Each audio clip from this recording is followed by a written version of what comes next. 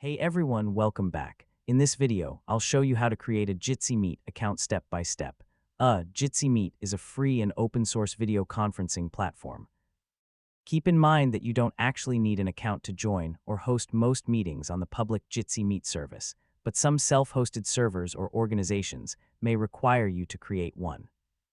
So let's get started. First, open your web browser and visit the Jitsi Meet website, or download the Jitsi Meet app from the Google Play Store or Apple App Store. Launch the app or website to continue. Next, if you're using the public Jitsi Meet service, you can usually start or join a meeting immediately by entering a unique meeting name. No registration is required for basic meeting creation or participation.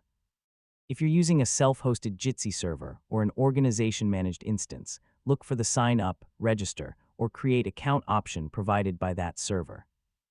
Enter your required information, such as your name, email address, username, and password, then complete any email verification if requested.